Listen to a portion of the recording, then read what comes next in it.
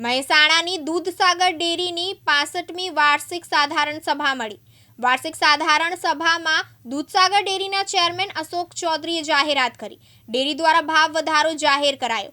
મંડળીઓને 10% share dividend આપવામાં આવશે।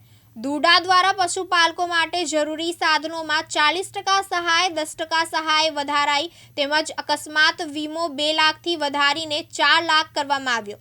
Dairy દ્વારા 437 કરોડ રૂપિયા ભાવ વધારો જાહેર કરાયો તો દૂધ, દહીં અને છાશના વેચાણમાં ધરખમ વધારો નોંધાયો। ડેરીનું વાર્ષિક ટર્નઓવર 8054 કરોડ નોંધાયું તેમજ 31 ડિસેમ્બરના રોજ ડેરીની મિલકત 1739 કરોડની હતી। 4.5 વર્ષમાં 750 કરોડનો મિલકતમાં વધારો થયો।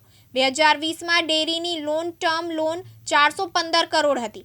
4.5 વર્ષના અંતે લોનમાં 304 કરોડની લોન ભરપાઈ કરવામાં આવી તો 750 કરોડ મિલકત સામે 677 કરોડની જ લોન છે, જે 1187 કરોડના માલ સ્ટોક સામે લોન ખૂબ ઓછી છે। હાલ માલ સ્ટોક અને મિલકત સામે લોન ઓછી છે। તદુપરાંત અમૂલ ફેડરેશનમાં ચેરમેન બનાવવા બદલ પીએમ, કેન્દ્રીય ગૃહમંત્રી અમિત શાહ અને સીએમનો આભાર માન્યો।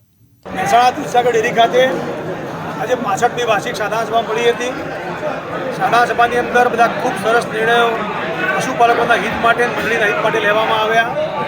દર વર્ષે અમે જે વર્ષના અંતે ભાવ વધારો જાહેર કરતા હોઈએ છીએ એ અમારું નિયામક મંડળ અસ્તિત્વમાં આવ્યું એ પછી પ્રથમ વર્ષે 321 કરોડ રૂપિયા, બીજા વર્ષે 375 કરોડ રૂપિયા, ગયા વર્ષે 402 કરોડ રૂપિયા ભાવ વધારો જાહેર થયો હતો। આ વખતે 437 કરોડ રૂપિયા ભાવ વધારો જાહેર કરવામાં આવ્યો છે। એના કારણે પશુપાલકોમાં ખૂબ ખુશી વ્યાપી છે। એમાં પ્રતિ કિલો ફેટ કેટલો ભાવ વધારો મળશે? પ્રતિ કિલો ફેટ એ લગભગ એવરેજ તમે ભાવ ગણે તો 982 રૂપિયા જેટલો આજનો આખરી ભાવ થાય છે। અને આ થકી જે આપણા પશુપાલકો છે મહેસાણા દૂધસાગર ડેરી સાથે જોડાયેલા એમને કેટલો ફાયદો થવાનો અને અન્ય જે દૂડા તરફથી સહાય મળવાની છે કયા પ્રકારની સહાય છે? મેં કહ્યું પ્રમાણે દૂડા એ દૂધસાગર ડેરીનું ટ્રસ્ટ છે અને એની અંદર લગભગ 30 જેટલી વસ્તુઓ ઉપર એની સહાય પશુપાલકને મળતી હોય છે। એ રોજબરોજની વસ્તુઓ જે લેવાની હોય પશુપાલક માટે એમાં એની અંદર જે 5-6 વસ્તુઓ જે રોજ જરૂરી પડતી હોય છે, ચાપ કટર હોય, ચાર લાવવા માટેની ટ્રોલી હોય, મિલ્કિંગ મશીન હોય, પશુઓને ગરમી વધુ પડતી હોય તો ઉપર ફુવારા મૂકવા પડે, આ બધી વસ્તુઓની અંદર વર્ષોથી માગણી હતી। એની અંદર સહાય 30%માંથી વધારી 40% કરી છે અને એનો જે વીમો અકસ્માતનો અમે જે પશુપાલકો લેતા હોઈએ છીએ એ 2 લાખ રૂપિયા હતો, એ અકસ્માત વીમો 4 લાખ રૂપિયા કરી અને પશુપાલકને એ પણ એની અંદર ખૂબ મોટો રાહત થશે એ રીતનું આજે કામ કર્યું છે। આગામી વર્ષોમાં કેવું આયોજન છે?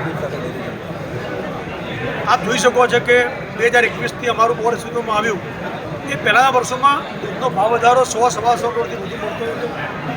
આખા મિલ્કશેડ એરિયામાં એક ખૂબ હતી કે રાજ્યની અન્ય ડેરીઓ જે ભાવ આપે છે એ ભાવ મળતો નથી, પણ આ 4 વર્ષના અંત પછી અમારું બોર્ડ આજે સાદા સભા મળી તો અમે કહી શકીએ છીએ કે 4 વર્ષથી અમે દૂધનો ભાવ પણ રાજ્યની અન્ય ડેરીઓ આપીએ છીએ। દૂધનો ભાવ વધારો પણ દર વર્ષે સારો આપીએ છીએ, એટલે પશુપાલક માટે ખૂબ સારી આજે તકો ઊભી થઈ છે અને આ ધંધો પણ પોસાય એવો થયો છે હવે। અને આજે એના કારણે મારું દૂધ પણ લગભગ 4 વર્ષના અંતે 3 લાખ લીટર જેટલું વધ્યું છે। એનો મતલબ એ થાય કે પશુપાલકોમાં ખૂબ પ્રોત્સાહન મળ્યું છે અને એમના પણ ઉત્સાહ છે।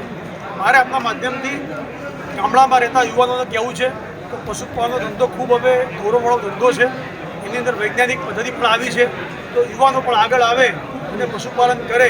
દૂધસાગર ડેરી પોતે લોન આપવાની શરૂઆત કરી છે, એના દ્વારા આપણો પશુપાલક સુખી થાય અને ગામડાની અંદર ગામડું સમૃદ્ધ થાય એ માટે દૂધસાગર ડેરી ખૂબ પ્રયત્ન કરી રહી છે। સાહેબ, મહેસાણા દૂધસાગર ડેરી સરકારી ઓડિટર દ્વારા ઓડિટ કરનાર પહેલી ડેરી છે, એટલે રાજ્યમાં આ પ્રકારનો ટ્રેન્ડ હવે શરૂ થયો છે, પહેલી ડેરી કરાવ્યો એ બાબતે શું? એની અંદર એવું છે કે ઓડિટ પદ્ધતિની અંદર ઘણા વર્ષો પછી બધા પત્રકોમાં ફેરફાર આવ્યા હતા, એના કારણે આ વખતે સાદા સભા પણ થોડી લેટ થઈ, પણ એ 2 દિવસ પહેલાં ઓડિટની બધી પદ્ધતિ બધી ડેરીઓ માટે પૂરી થઈ અને આજે અમે પ્રથમ સાધારણ સભા કરી છે।